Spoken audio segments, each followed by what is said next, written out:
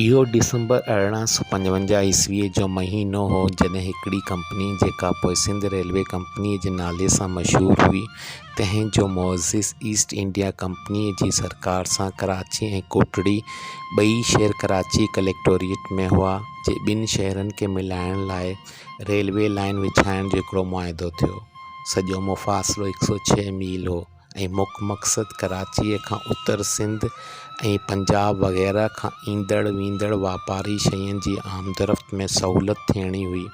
ऐं अहिड़ीअ रीति कोटड़ीअ खां सिंधु जी छोड़ वारे इलाइक़े खां कराचीअ ताईं सफ़र जे डिघे दरिया ऐं सामूंडी रस्ते ते वक़्त ऐं ख़र्च खे बचाइणो हो। इब्तिदाई सर्वे शुरू थिया ऐं मुस्तक़िल लाइन 1857 ईस्वीअ में विछाई वई ऐं 29 अप्रैल 1858 ईस्वीअ ते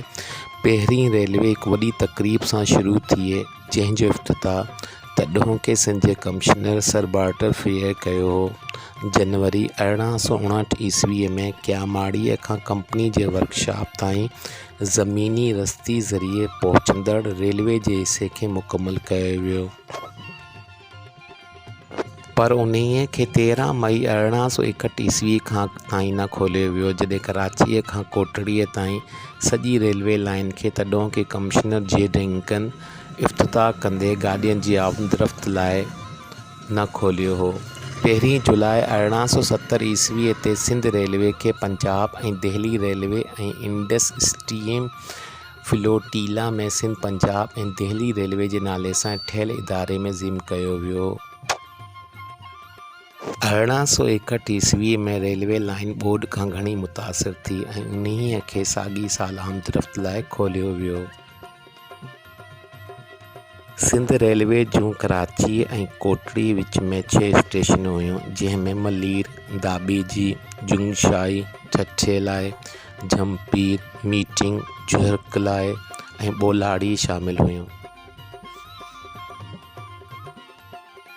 सिंध रेलवे जी डिसंबर 1874 ईस्वीअ में हलंदड़ इंजणियुनि जो तइदादु 25 ऐं 734 गाॾियुनि समेत 116 बेलॉस गाॾा शामिल हुआ,